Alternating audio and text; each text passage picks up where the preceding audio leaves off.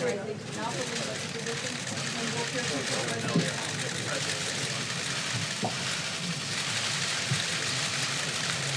Thank you very much, everybody. Thank you very much. Thank you. Before I begin, I'd like to extend my deepest condolences to the victims and families in Milwaukee, Wisconsin. Earlier today, a wicked murderer opened fire at a Molson Coors Brewing Company plant, taking the lives of 5 people. A number of people were wounded, some badly wounded. Our hearts break for them and their loved ones. We send our condolences. We'll be with them. And it's a terrible thing, terrible thing. So our hearts go out to the people of Wisconsin and to the families. Thank you very much. I've just received another briefing from a great group of talented people on the virus that is going around to various parts of the world. We have, through some very good early decisions that were actually ridiculed at the beginning, we closed up our borders to flights coming in from certain areas, areas that were hit by the coronavirus and hit pretty hard. And we did it very early. A lot of people thought we shouldn't have done it that early, and we did, and it turned out to be a very good thing. And the number one priority from our standpoint is the health and safety of the American people, and that's the way I viewed it when I made that decision. Because of all we've done, the risk to the American people remains very low. And we have the greatest experts in the world, really in the world, right here. The people that are called upon by other countries when things like this happen. We're ready to adapt, and we're ready to do whatever we have to as the disease spreads, if it spreads. As most of you know, the level that we've had in our country is very low, and those people are getting better, or we think that in almost all cases, the better are getting. We have a total of 15. We took in some from Japan. You heard about that, because they're American citizens and they're in quarantine. And they're getting better, too. But we felt we had an obligation to do that. It could have been as many as 42. And we found that it was just an obligation we felt that we had. We could have left them, and that would have been very bad, I think, American people. And they're recovering. Of the 15 people, the original 15, as I call them, 8 of them have returned to their homes, to stay in their homes until fully recovered. 1 is in the hospital, and 5 have fully recovered. And 1 is, we think, in pretty good shape. And it's in between hospital and going home. So we have a total of, 15 people, and they're in a process of recovering, with some already having fully recovered. We started out by looking at certain things. We've been working with the Hill very, very carefully, very strongly, and I think we have very good bipartisan spirit for money. We were asking for $2.5 billion, and we think that's a lot, but the Democrats and I guess Senator Schumer wants us to have much more than that. And normally in life, I'd say, we'll take it. We'll take it. If they want to give more, we'll do more. We're going to spend whatever's appropriate. Hopefully, we're not going to have to spend so much, because we really think we've done a great job in keeping it down to a minimum. And again, we've had tremendous success beyond what people would have thought. Now, at the same time, you do have some outbreaks in some countries. Italy and various countries are having some difficulty. China, you know about where it started. I spoke with President Xi. We had a great talk. He's working very hard, I have to say. He's working very, very hard. And if you can count on the reports coming out of China, that spread has gone down quite a bit. The infection seems to have gone down over the last 2 days. As opposed to getting larger, it's actually gotten smaller in one instance where we think we can be it's somewhat reliable. It seems to have gotten quite a bit smaller. With respect to the money that's being negotiated, they can do whatever they want. I mean, we'll do the 2.5. We're requesting 2.5. Some Republicans would like us to get 4, and some Democrats would like us to get 8.5. And we'll be satisfied whatever it is. We're bringing in a specialist, very highly regarded specialist, tomorrow, who works actually at the State Department. Very, very tremendously talented in doing this. I want you to understand something that shocked me when I saw it, that I spoke with Dr. Fauci on this, and I was really amazed, and I think most people are amazed to hear it. The flu in our country kills from 25,000 people to 69,000 people a year. That was shocking to me. And so far, if you look at what we have with the 15 people, and they're recovering. One is pretty sick, but hopefully will recover.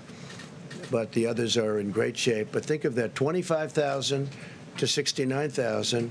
Over the last 10 years, we've lost 360,000. These are people that have died from the flu, from what we call the flu. Hey, did you get your flu shot? And that's something. Now, what we've done is we've stopped non-U.S. citizens from coming into America from China. That was done very early on. We're screening people, and we have been at a very high level, screening people coming into the country from infected areas. We have in quarantine those infected and those at risk. We have a lot of great quarantine facilities. We're rapidly developing a vaccine, and they can speak to you. The professionals can speak to you about that. The vaccine is coming along well, and in speaking to the doctors, we think this is something that we can develop fairly rapidly, a vaccine for the future, and coordinate with the support of our partners. We have great relationships with all of the countries that we're talking about. Some it's a fairly large number of countries. Some it's one person, and many countries have no problem whatsoever. And we'll see what happens. But we're very, very ready for this, for anything, whether it's going to be a breakout of larger proportions or whether or not we're at that very low level, and we want to keep it that way. So we're at the low level. As they get better, we take them off the list, so that we're going to be pretty soon at only 5 people, and we could be at just 1 or 2 people over the next short period of time. So we've had very good luck. The Johns Hopkins, I guess it is a highly respected, great place. They did a study, comprehensive, the country's best and worst prepared for an epidemic. And the United States is now, we're rated number 1. We're rated number 1 for being prepared. This is a list of different countries. I don't want to get in your way, especially since you do such a good job. This is a list of the different countries. The United States is rated number 1, most prepared. United Kingdom, Netherlands, Australia, Canada, Thailand, Sweden, Denmark, South Korea, Finland. This is a list of the best-rated countries in the world by Johns Hopkins.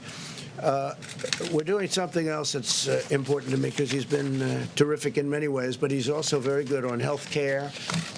And we really followed him very closely. A lot of states do. When Mike was governor, Mike Pence of Indiana, they've established great health care. They have a great system there, a system that a lot of the other states have really looked to and changed their systems. They wanted to base it on the Indiana system. He's very good. And I think, and he's really very expert at the field.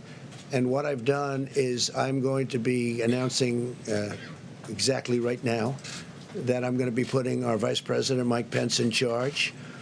And Mike will be working with the professionals, doctors, and everybody else that's working. The team is brilliant. I spent a lot of time with the team over the last couple of weeks, but they're totally brilliant, and we're doing really well. And Mike is going to be in charge, and Mike will report back to me.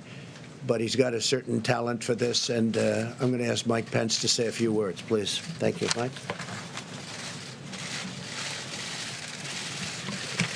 Thank you, Mr. President. President Trump's made clear from the first days of this administration we have no higher priority than the safety, security, health, and well-being of the American people. And from the first word of an outbreak of the coronavirus, the President took unprecedented steps to protect the American people from the spread of this disease. He recounted those briefly, but the establishment of travel restrictions, aggressive quarantine effort of Americans that are returning, the declaration of a public health emergency, and establishing the White House Corona Task Force are all reflective of the urgency that the President has brought to a whole-of-government approach.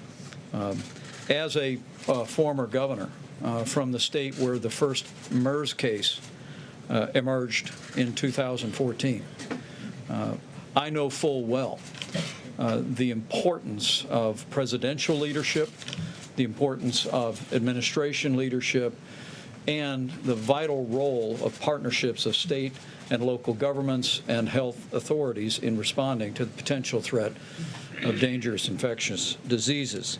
And I look forward, Mr. President, to serving in this role and bringing together all the members of the Corona Task Force that you've established, HHS, CDC, DHS, the Department of Transportation, and State. This team has been, at your direction, Mr. President, meeting every day since it was established. My role will be to continue to bring that team together, to bring to the President the best options for action to see to the safety and well-being and health of the American people. We'll also be continuing to reach out to governors, state and local officials. In fact, in the recent days, the White House met with over 40 state, county, and city health officials from over 30 states and territories to discuss how to respond to this, to the potential threat of the coronavirus. We'll be working with them in renewed ways to make sure they have the resources to be able to respond. And as the President said, we'll be adding additional personnel here at the White House to support our efforts on the President's behalf. We'll also be working with members of Congress to ensure that the resources are available for this whole of government response, and we'll be working very closely with Secretary Azar and his team that have done an outstanding job communicating to the public to ensure the American people have the best information on ways to protect themselves and their families, and also that the public has the most timely information on the potential threat to the American people. Mr. President, as we've been briefed, while the threat to the American public remains low of a spread of the coronavirus, you have directed this team to take all steps necessary to continue to ensure the health and well-being of the American people. And the people of this country can be confident that under your leadership, we will continue to bring the full resources of the federal government in coordination with our state and local partners to see to the health and well-being and to the effective response to the coronavirus here in the United States of America. With that, the President's asked me to recognize the Secretary of Health and Human Services, Alex Azar, and also the Deputy Director of CDC, Dr. Ann Shaka, for remarks. Secretary. Well, thank you, Mr. Vice President, and thank you, Mr. President, for gathering your public health experts here today and for your strong leadership in keeping America safe. And I just want to say I could not be more delighted that you've asked the Vice President, my old friend and colleague, to lead this whole-of-government approach with us under the Emergency Support Function number 8. As of today, we have 15 cases of COVID-19 that have been detected in the United States, with only one new case detected in the last 2 weeks. We also have 3 cases among Americans repatriated from Wuhan and 42 cases among Americans repatriated who had been stuck on the Diamond Princess in Japan. The President's early and decisive actions, including travel restrictions, have succeeded in buying us incredibly valuable time. This has helped us contain the spread of the virus, handle the cases that we have, and prepare for the possibility that we will need to mitigate broader spread of infections within the United States. The president's actions, taken with the strong support of his scientific advisors, have proven to be appropriate, wise, and well calibrated to the situation. We're grateful for the hard work that healthcare workers, first responders, communities, and state and local leaders have put into the response so far. Because of this hard work and the president's leadership, the immediate risk to the American public has been and continues to be low. Our containment strategy has been working. At the same time, what every one of our experts and leaders have been saying for more than a month now remains true.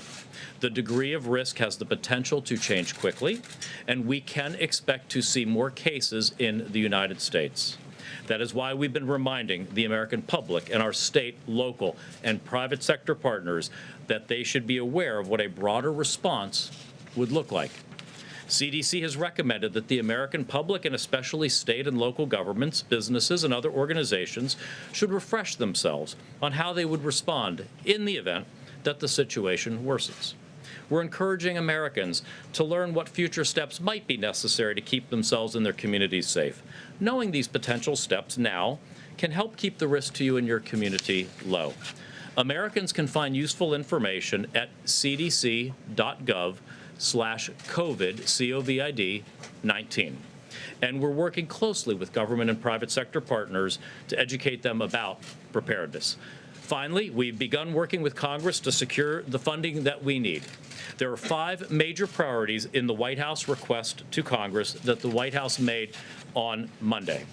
These priorities are: first, expanding our surveillance network; second, support for state and local governments work; third and fourth, development of therapeutics and vaccines; and fifth, manufacturing and purchase of personal protective equipment like gowns and masks. As chairman of the President's Coronavirus Task Force, I'm committed to providing regular updates from our coordinated interagency process. We've had our top public health leaders, like those joining me here today, speaking to the media many times per day to inform the American public. The Trump administration is going to continue to be aggressively transparent, keeping the American people and the media apprised of the situation and what everyone can do. With that, I'm going to hand things over to Dr. Ann Schuchat. Dr. Schuchat is the senior career official at the Centers for Disease Control and Prevention, the principal deputy director, with an over 30-year career at the CDC in public health and as a member of the United States Public Health Service Commission Corps. So, Dr. Schuchat, I'll turn it over to you. Thanks so much, Mr. Secretary. As you know, this has been a difficult and challenging time, and our hearts go out to the individuals who have been directly affected by the virus and to all those who have been working tirelessly in responding to it. Our aggressive containment strategy here in the United States has been working and is responsible for the low levels of cases that we have so far. However, we do expect more cases. And this is a good time to prepare. As you heard, it's the perfect time for businesses, healthcare systems, universities, and schools to look at their pandemic preparedness plans, dust them off, and make sure that they're ready. And we have lots more information at the CDC's website and in partnership on how to do that. But it's also a really good time for the American public to prepare and for you to know what this means for you. The coronavirus that we're talking about is a respiratory virus. It's spread in a similar way to the common cold or to influenza. It's spread through coughs and sneezes. And so those everyday sensible measures that we tell people to do every year with the flu are important here. Covering your cough, staying home when you're sick, and washing your hands. Tried and true, not very exciting measures, but really important ways that you can prevent the spread of respiratory viruses.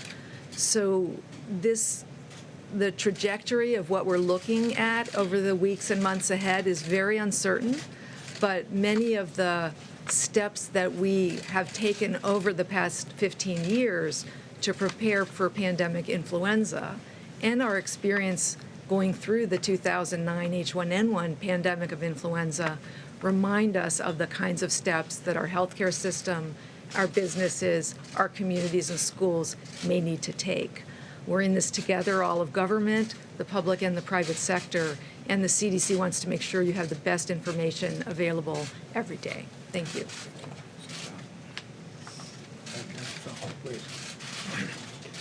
I just want to give you a very quick update on the. My name is Dr. Tony Fauci. I'm the director of the National Institute of Allergy and Infectious Diseases at NIH.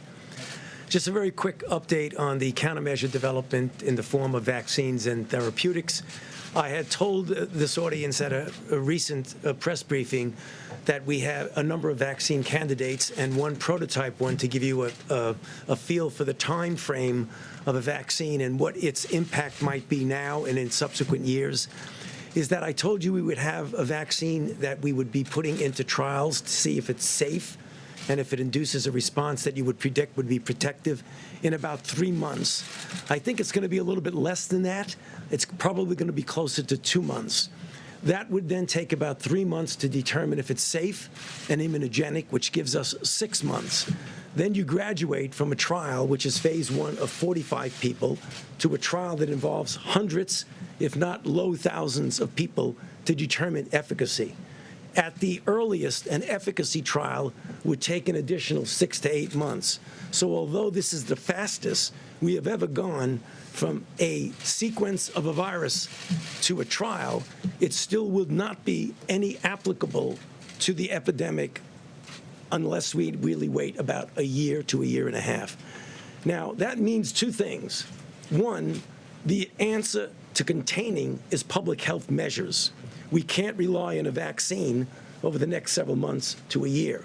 However, if this virus, which we have every reason to believe it is quite conceivable that it will happen, will go beyond just a season and come back and recycle next year. If that's the case, we hope to have a vaccine. And then finally and briefly, therapeutics. There are a number of antiviral drugs that are being tested.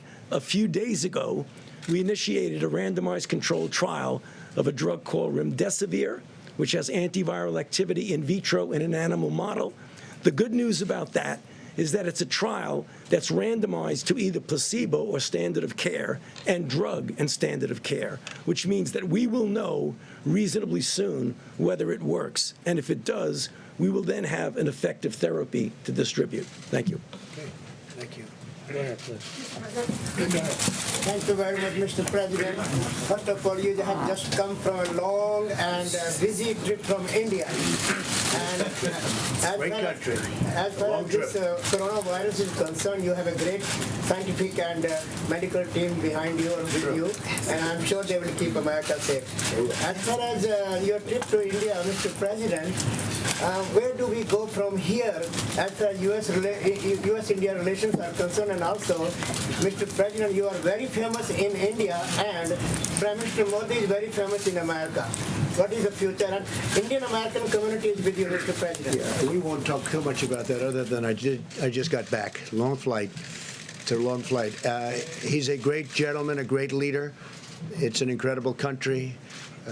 We were treated very, very well, and we really enjoyed it. A lot of tremendous progress was made in terms of relationship. Our relationship with India is extraordinary right now, and we're going to be doing a lot of business with India. They're sending billions and billions of dollars now to the United States, but we'd rather talk about this right now. The CDC said yesterday that they believe it's inevitable that the virus will spread in the United States, and it's not a question of if, but when. Do you agree with that assessment? Well, I don't think it's inevitable. It probably will. It possibly will. It could be at a very small level, or it could be at a larger level. Whatever happens, we're totally prepared. We have the best people in the world. You see that from the study. We have the best prepared people, the best people in the world. Congress is willing to give us much more than we're even asking for. That's nice for a change. But we are totally ready, willing, and able. It's a term that we use. It's ready, willing, and able. We have. It's going to be very well under control. Now, it may get bigger. It may get a little bigger. It may not get bigger at all. We'll see what happens. But regardless of what happens, we're totally prepared. Please. Mr. President, you talked a little earlier about the screening measures that you put in place and the travel restrictions you put in place regarding China. At this point, as the virus spreads in Italy and South Korea, are you planning on adding those countries? Well, just so you understand, I'm the president of the United States. I'm not the president of other countries. Other countries, some are on the list that are very respected in what they do in terms of what we're talking about. But I really want to be responsible for this country if it means placing a very strong situation on the border so people can't come into our country from a country that is infected. We're doing that, and we've already done it with numerous countries. But we have to focus on this country. I don't think it's right to impose ourselves on others. But if others aren't taking care or we think they're doing it incorrectly, we're dealing with World Health, and we have terrific people. And CDC does go around and help other countries, give them recommendations as what to do. But they're working on their countries, and we're working on our countries. And so far, from our standpoint, it's really worked out very well.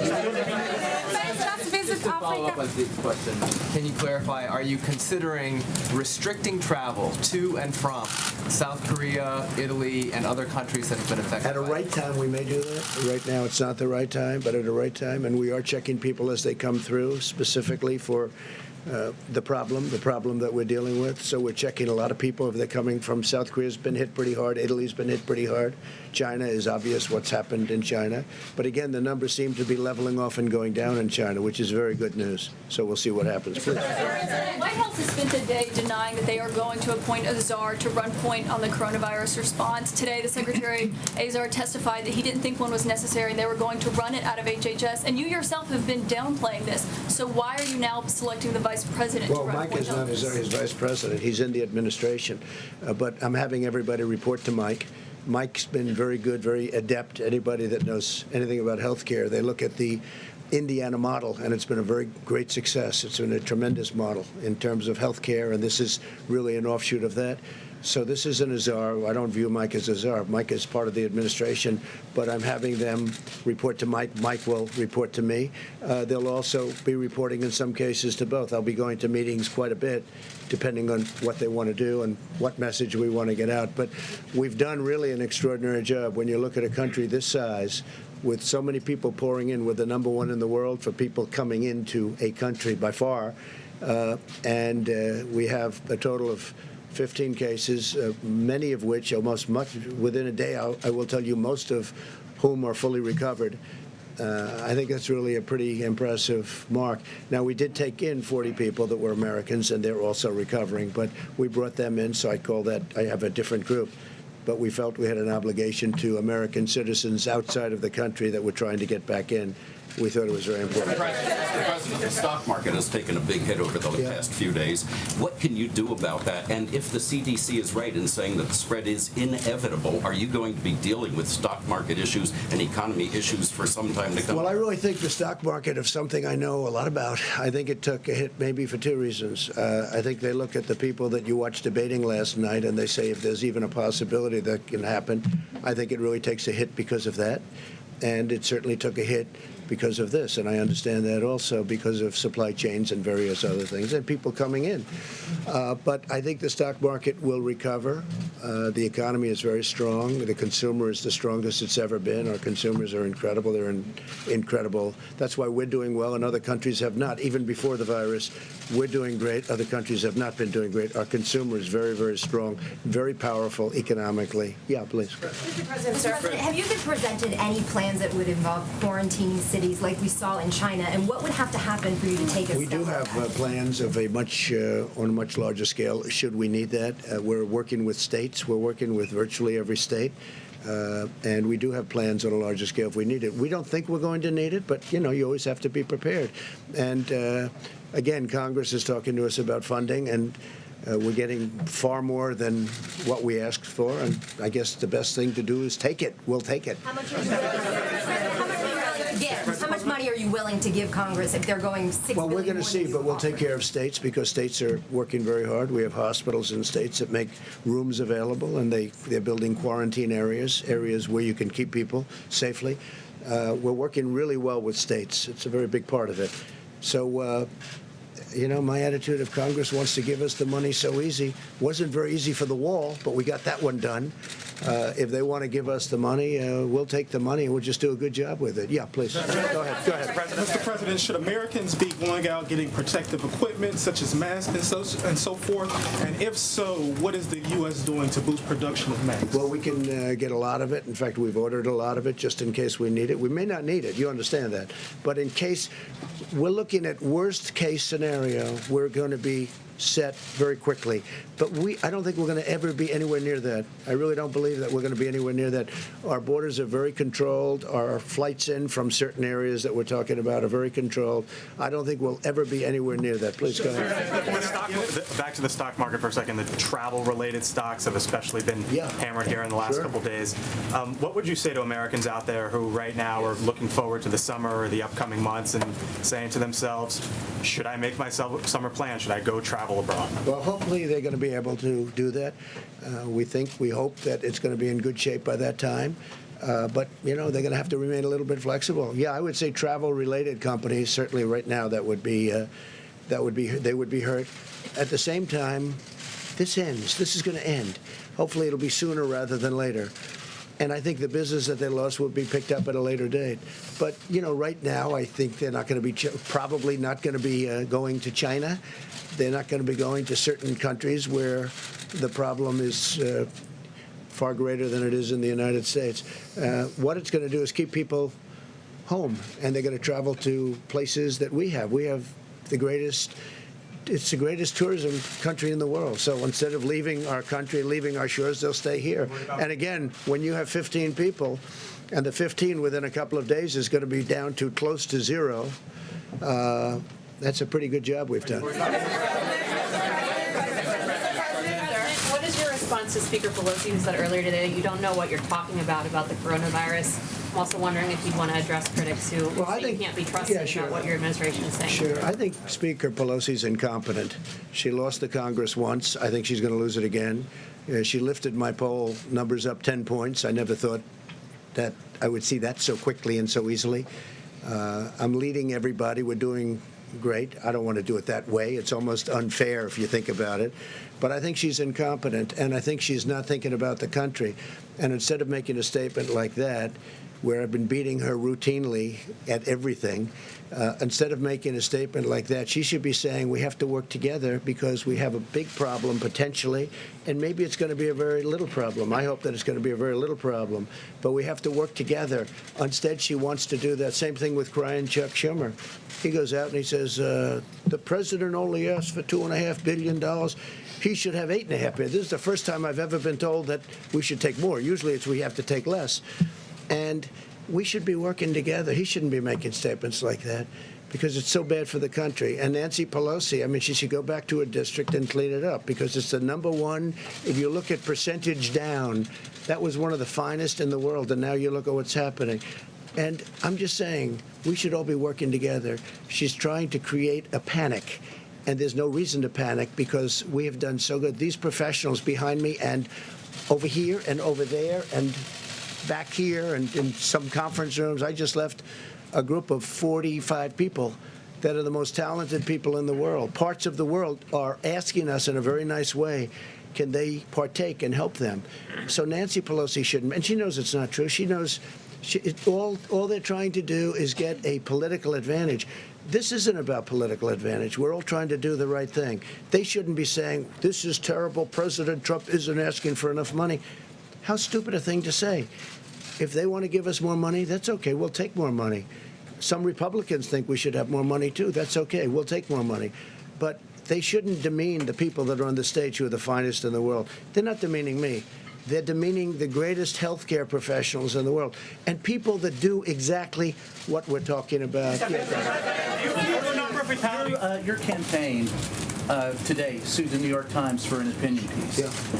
Is it your opinion or is it your contention that if people have an opinion contrary to yours that they should be sued?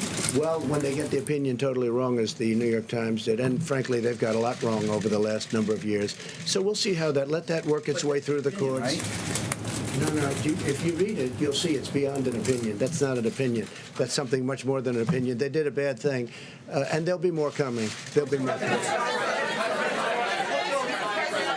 this year? Tokyo will host the Summer Olympics this July. Do you expect Tokyo will be? I hope so, because Shinzo Abe is a very good friend of mine. I love the people of Japan, and I hope it's going to be in good shape. As you know, you have a number of people in Japan who have been infected. I hear they're doing a very professional job, which doesn't surprise me at all. With Shinzo and with all of the people you have, I know Japan very well. I think they're going to handle it very well. It's a little tight. You know, it's a little tight. They spent billions of dollars building one of the most beautiful venues I've ever seen. And your prime minister is very proud of it. I hope it's going to be fine. We hope it will. Thank you very much, Mr. President. The doctor at CDC just talked about dusting off preparedness plans, but coming from you, it has more weight. Do you feel that U.S. schools should be preparing for a coronavirus spreading? I would think so, yes. I mean, I haven't spoken specifically about that with the various doctors, but I would think so, yes. I think every aspect of our society should be prepared. I don't think it's going to come to that, especially with the fact that we're going down, not up. We're going very substantially down, not up. But, yeah, I think schools should be preparing and, you know, get ready just in case. The words are just in case. We don't think we're going to be there. We don't think we're going to be anywhere close. And, again, if you look at some countries, they are coming down. It's starting to go in the other direction. This will end. This will end. You look at flu season, I said 26,000 people. I'd never heard of a number like that. 26,000 people, going up to 69,000 people, doctor, you told me before. 69,000 people die every year from 26 to 69, every year from the flu. Now think of that. It's incredible. So far, the results of all of this that everybody's reading about, and part of the thing is you want to keep it the way it is. You don't want to see panic, because there's no reason to be panicked about. But when I mentioned the flu, I said, actually, I asked the various doctors, I said, is this just like flu? Because people die from the flu. And this is very unusual. And it is a little bit different, but in some ways it's easier, and in some ways it's a little bit tougher. But we have it so well under control. I mean, we really have done a very good job. Go ahead. Do you believe the number of fatalities? President. You mentioned the stock market earlier. To go back to that, to be clear, the Dow Jones dropped more than 2,000 points this week. Are you suggesting that that was overblown? Are financial markets overreacting here? I think the financial markets are very upset when they look at the Democrat candidate standing on that stage making fools out of themselves, and they say, if we ever have a president like this, and there's always a possibility, it's an election, you know, who knows what happens, right? I think we're going to win. I think we're going to win by a lot. But when they look at the statements made by the people standing behind those podiums, I think that has a huge effect, yeah. Had to do with the coronavirus? No, I think it did. I think it did. But I think you can add quite a bit of sell-off to what they're seeing, because they're seeing the potential. You know, again, I think we're going to win. I feel very confident of it. We've done everything and much more than I said we were going to do. You look at what we've done. What we've done is incredible, with the tax cuts and regulation cuts and rebuilding our military, taking care of our vets and getting them choice and accountability. All of the things we've done, protecting our Second Amendment. I mean, they view that, the Second Amendment, they're going to destroy the Second Amendment. When people look at that, they say, this is not good. So you add that in. I really believe that's a factor. But no, this is what we're talking about is the virus. That's what we're talking about. But I do believe in terms of CNBC and in terms of Fox Business, I do believe that that's a factor, yeah. And I think after I win the election, I think the stock market's going to boom like it's never boomed before. Just like it did, by the way, after I won the last election. The stock market the day after went up like a rocket ship. At what point would you be considering loosening the travel restrictions regarding China? When we're at a point where we don't have a problem. You know, we're not going to loosen the travel restrictions. That's what saved us. Had I not made, Mike alluded to it, had I not made a decision very early on not to take people from a certain area, we wouldn't be talking this way. We'd be talking about many more people would have been infected. I took a lot of heat. I mean, some people call me racist because I made a decision so early. And we had never done that as a country before, let alone early. So it was a bold decision. It turned out to be a good decision.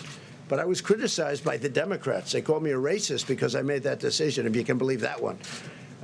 We have to all work together. We can't say bad things, and especially when we have the best team anywhere in the world. And we really gave it an early start. We gave it a very early start. Have consistently called for enormous cuts to the CDC, the NIH, and the WHO. You've talked a lot today about how these professionals are excellent, how they're critical and necessary. Does this experience at all give you pause about those? No, because we can get money and we can increase staff. We know all the people. We know all the good people. It was a question I asked the doctors before.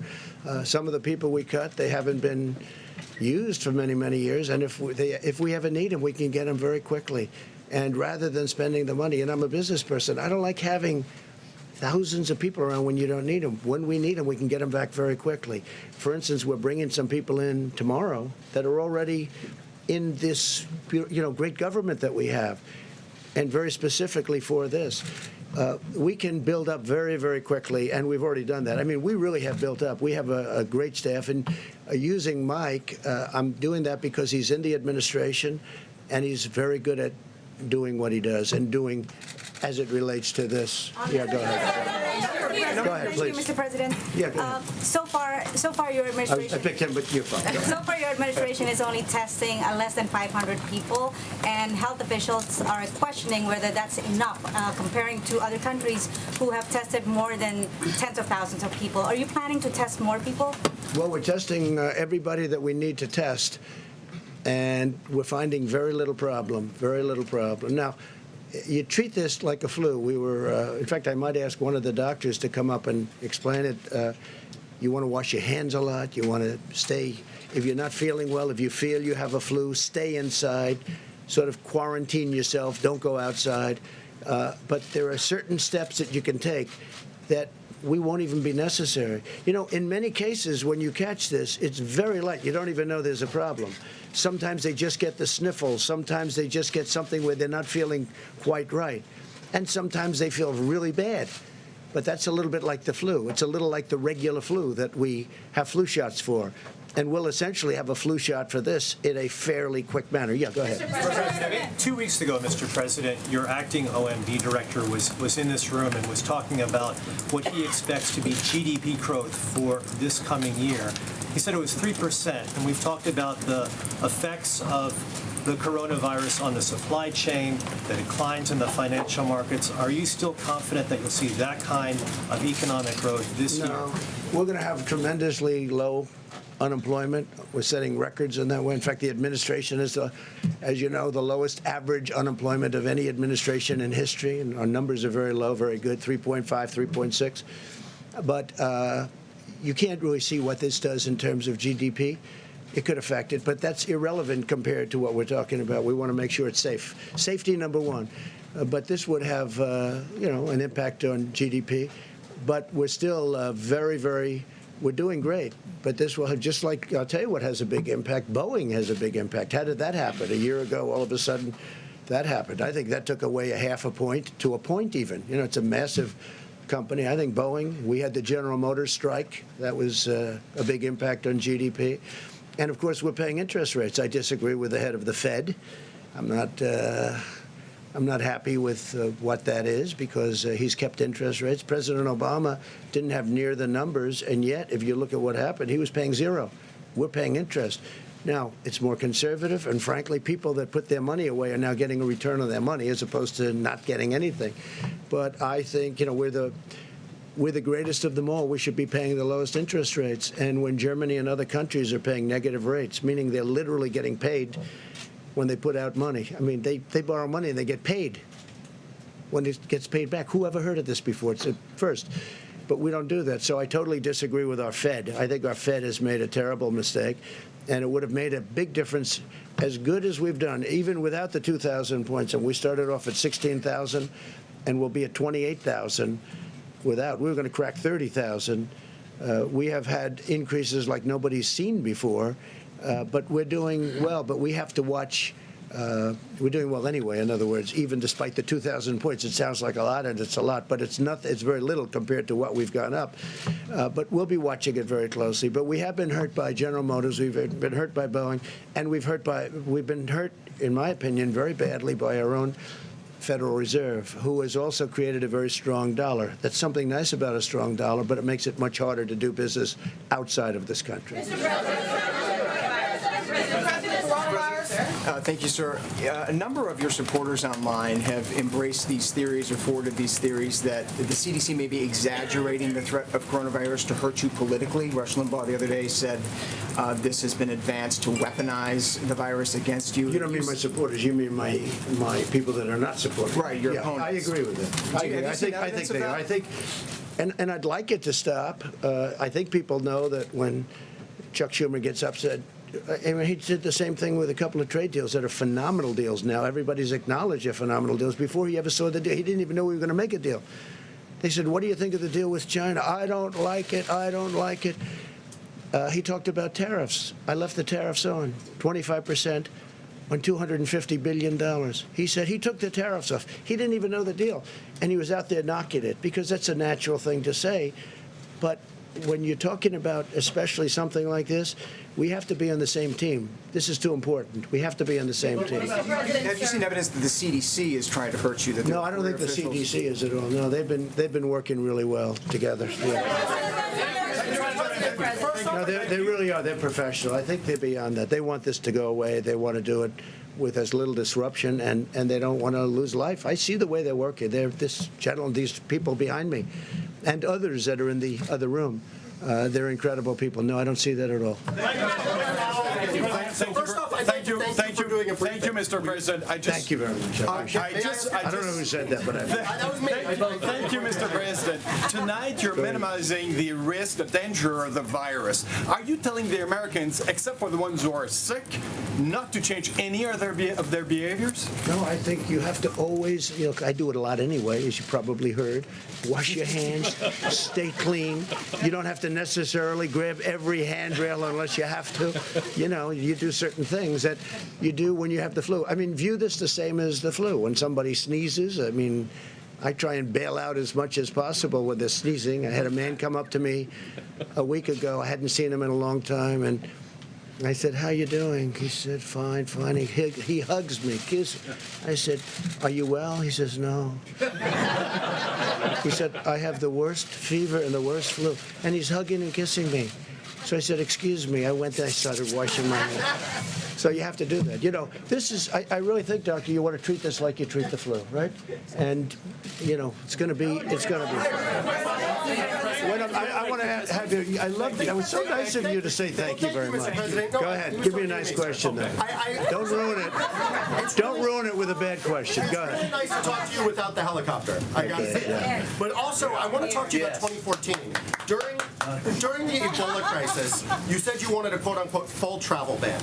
You said Obama was a quote-unquote stubborn dope, not for doing it. You said, just stop the flights, dummies. You also said it was a quote-unquote total joke to appoint someone to lead the Ebola response with, quote, zero experience in the medical field.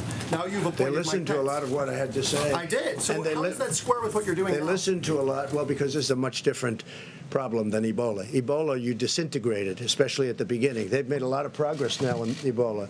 But with Ebola, we were talking about it before. You disintegrated. You got Ebola. That was it. This one is different, much different. This is a flu. This is like a flu. And this is a much different situation than Ebola. But and we're working on Ebola right now, by the way. We're working on certain areas of the Congo. The Congo has Ebola, and caused largely by the fact that they have war and people can't get there. We can now treat Ebola. At that time, it was infectious, and you couldn't treat it. Nobody knew anything about it. Nobody had ever heard of anything like this. So it's a much different situation. Mortality. I think it was to me. Thank you. So, let me ask you this. Yeah, go ahead. In just the course of the last couple of minutes, you have disputed some of what the officials that are working in your administration behind you have said about the risk of coronavirus and its spread. Do you trust your health officials to give you good information, or do you trust your own instincts more? I don't think I have. They've said it could be worse, and I've said it could be worse too. I also think, no, I don't think it's inevitable. I don't think it's inevitable. I think that we're doing a really good job in terms of maintaining borders, in terms of letting people in terms of checking people. And also, that's one of the reasons I'm here today, getting the word out so people they'll know. They're going to know. No, I don't think it's inevitable. I think that there's a chance that it could get worse. There's a chance it could get fairly substantially worse, but nothing's inevitable. So you're not Mr. President, Brazil has its first case. That's right. Brazil. Right, Brazil. Yeah. And you have many Americans now in Brazil for Carnival. What are your concerns, and what are the procedures and practices that you plan to implement as those Americans are trying to come back home? Yes, we've gotten very strong on people coming in from Brazil. Now, it only has one case. It's a big country, but it only has one case. But still, it's a case. We deal with Brazil very well. The president's a very good friend of mine. In fact, he ran on exactly, it's called Make Brazil Great Again. That's what he ran on. We get along very well. I know you're so thrilled to hear that. We get along very, very well.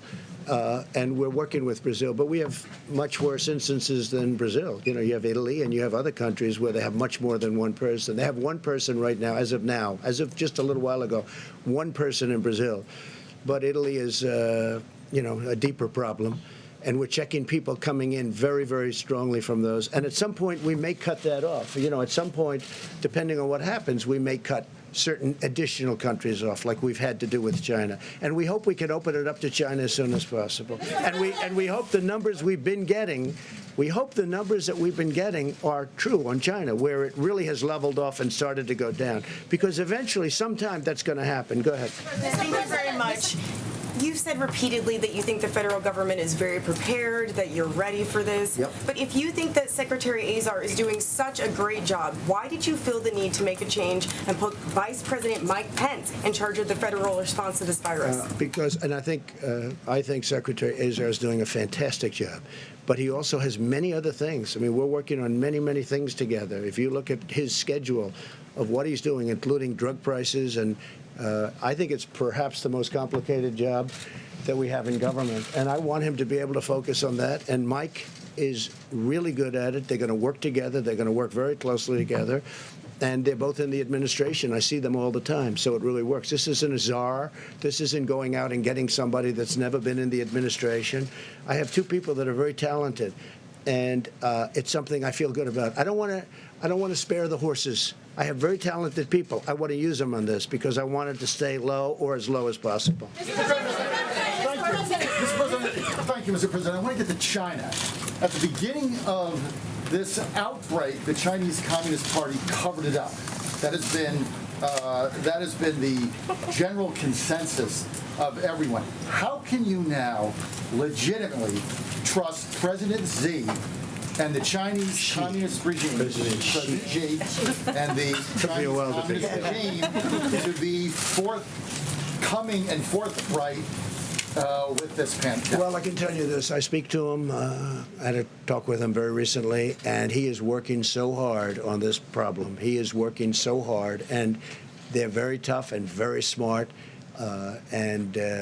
it's a significant group of very talented people that are working. And they're calling up Dr. Fauci. They're calling up our people. We're dealing with them. We're giving them certain advice.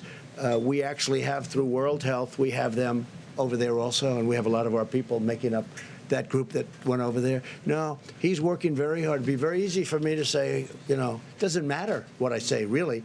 I can tell you, he is working. I had a long talk with him the other night.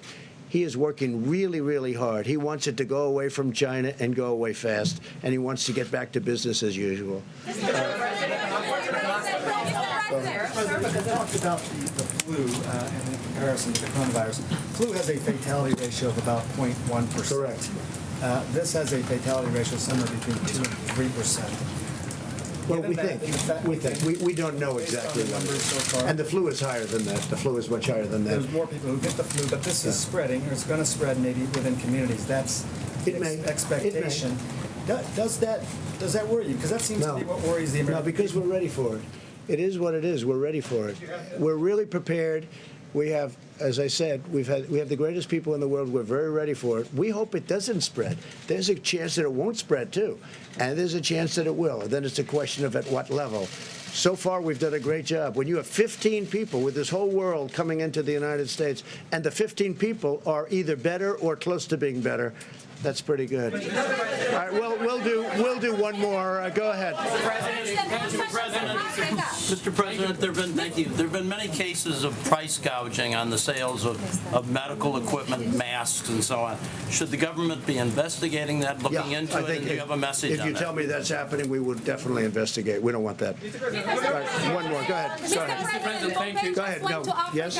Go ahead. Are you working with China right now, specifically in what areas? Also, we're working with China. We just did the biggest trade deal in history. We did two of them between USMCA and the China deal. It's the biggest in history. The relationship with China is a very good one. And I can tell you that, again, President Xi is working really hard. He wants this problem solved as hard as you can work. Thank you all. Thank you all. I may leave you behind and you can answer a few more questions. So you can ask them a few. Are you going to do this more often? Yes. You are? Please, come on. If you'd like to. We'll do it more. Mr. President, Africa. Did you say Wish him good luck. And who? Secretary Azar, given the Pence move, I think if I could just clarify, I think you're not getting the point here of this. I'm still chairman of the task force. Mick Mulvaney's been serving actually an invaluable role for me as acting chief of staff, helping to coordinate across the government with my colleagues and the whole of government approach. Having the vice president gives me the biggest stick one could have in the government on this whole of government approach. So you don't feel like you're being replaced? Not in the least. When this was mentioned to me, I said I was delighted that I get to have the vice president helping in this way. Delighted, absolutely. Will you answer a few more questions? Not tonight. I've testified for 8 hours today in 3 hearings. But maybe tomorrow. Okay?